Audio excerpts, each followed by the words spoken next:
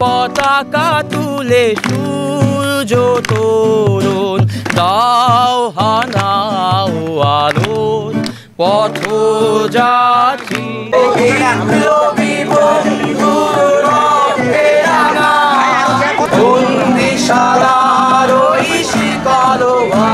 আমাদের যে 9 দফা দাবিগুলো আছে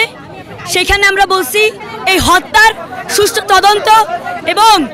এখনো যে গুম খুন এবং আমার মা বোনের কোল খালি হচ্ছে সেটা বন্ধ করতে হবে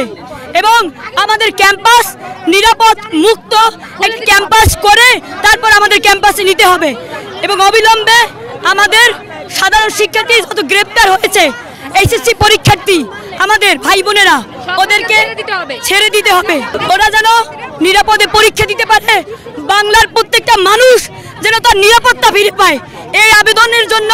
আজকে আমাদের এই সমাবেশ আমরা সাধারণ শিক্ষার্থীরা আন্দোলন করতেছি আমরা এইভাবে আমাদের কর্মসূচিটা পালন করে যাইতে চাই কোনো তারা পুলিশ যেন কখনো আমাদের অভিযোগ দিতে পারে না আমরা অন্যান্য দলের সাথে সংযুক্ত আমরা আমাদের নিজেদের নিরাপত্তার জন্য এই আন্দোলনটা আমরা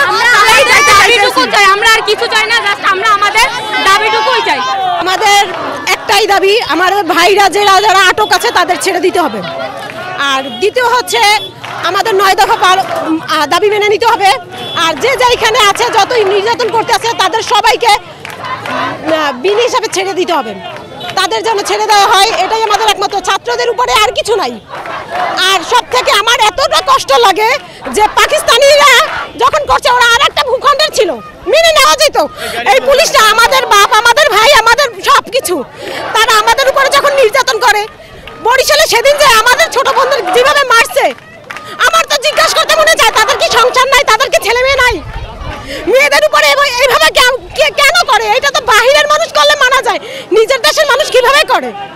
এটা কি করা উচিত এটা প্রত্যেক মানুষের বিবেক থেকেও তো করা উচিত না আমরা সুষ্ঠুপূর্ণ দাবি আন্দোলনের জন্য সর্বাত্মক চেষ্টা করছি কিন্তু আপনারা দেখেছেন যে বিগত দিনগুলোর মতোই এবারের মতো আমাদের বৈষম্য বিরোধী ছাত্র আন্দোলনে অনেকেই সামিল হয়েছে কিন্তু পুলিশ সেনাবাহিনী এমনকি বিজেপিরা তাদের ছাত্র আন্দোলনের উপরে বর্বর হামলা করছেন তা আমরা সুষ্ঠু দাবি এইটাই আমরা এই হামলার সুষ্ঠু বিচার চাই এবং আমাদের ছাত্রছাত্রীদের উপর এখনও দেখেন আমাদের দাবিতে ছিল যেখানে সাধারণ শিক্ষার্থীদের উপর কোনো রকম হামলা করবে না কোনো রকম মামলা হবে না কিন্তু দেখা যাচ্ছে যে ছাত্রলীগের বিভিন্ন বাহিনী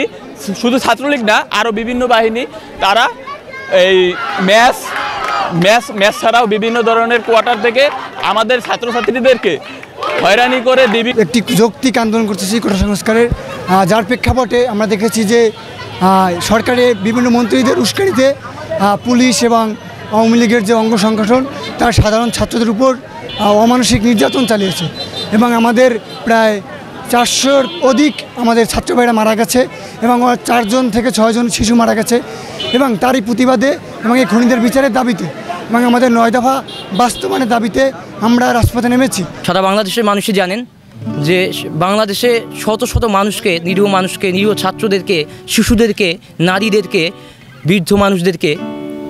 নির্মমভাবে পুলিশ গুলি করেছে এবং তাদের শান্তিপূর্ণ আন্দোলনে তারা গণতান্ত্রিক অধিকারের দাবি করেছে তারা গণতান্ত্রিকভাবে সাংবিধানিকভাবে অধিকার তারা পায় কিন্তু সেই অধিকার তাদেরকে দেওয়া হয়নি তাদেরকে দাবির বিনিময়ে তাদেরকে দিকে বুলেট ছোড়া হয়েছে। আজকে আমরা সবাই জড়ো হয়েছে এখানে আমাদের যে ছোট বাচ্চাদেরকে তারপর আমাদের সহপাঠীদেরকে এবং অন্যান্য যারা আছে ভার্সিটির ভাইয়াদেরকে বা সবাইকে নৃশংসভাবে হত্যা করা হয়েছে রাস্তায় তাদেরকে মানে তাদের সামনে যখন আমাদের আবু সাইদের ভাইয়ের সামনে যখন দাঁড়াই ছিল তারা তখন আবু সাইদ ভাই ভাবছিল যে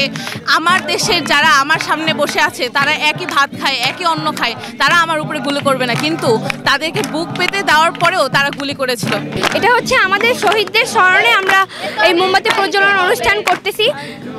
আমরা হচ্ছে তাদের প্রতি শোক প্রকাশ করতেছি এই মোমবাতি প্রজ্বলনের মাধ্যমে এবং হচ্ছে কিছু সাংস্কৃতিক অনুষ্ঠান আমরা আমাদের বিদ্রোহ এবং শোক প্রকাশ করতেছি এই গান এবং স্লোগানের মাধ্যমে। আজকে একটা কালচারাল প্রোগ্রামের মধ্য দিয়ে আমাদের যে শহীদ ভাইদের স্মরণ করতেছি এবং এই দেশবাসীকে আহ্বান জানাচ্ছি আমরা সবাই এক হয়ে এই বর্তমানের যে অত্যাচার নিপীড়ন এবং ডাইরেক্ট যে গুম করা এবং গুলি করা এগুলো বন্ধ করবে। সবাই একসাথে সম্মিলিতভাবে এই দেশকে আমরা রক্ষা করতে এক মিছিলে দাঁড়াবো। আজকে স্টুডেন্টদের যে কর্মসূচি ছিল এই নতুল্লাবাদ বিএম কলেজ হয়ে নতুল্লাবাদে, তা আমরা দেখতে পাচ্ছি যে তারা কিছুক্ষণের মধ্যেই এরা চলে যাওয়ার একটা দিয়ে দিছে যে তারা কিছুক্ষণ অবস্থান করে শান্তিপূর্ণভাবে অবস্থান করে তারপর চলে যাবে। তো আমরা শান্তিপূর্ণভাবে যেটা করছে ওরা, আমরা সেভাবেই আছি। তারা যদি কোনো ধরনের ধ্বংসাত্মক কোনো কিছু না করে তাহলে আমরা হচ্ছে যে তারা যদি কর্মসূচি পালন করতে অসুবিধা নেই। বা কেউ যদি যে কোনো ছাত্র হোক বা যে কোনো কেউ ধ্বংসাত্মক কর্মসূচি যদি কেউ পালন করে বা এই ধরনের করে যদি কেউ করতে চায় তাহলে আমরা সেভাবে আইনগত ব্যবস্থা নিই।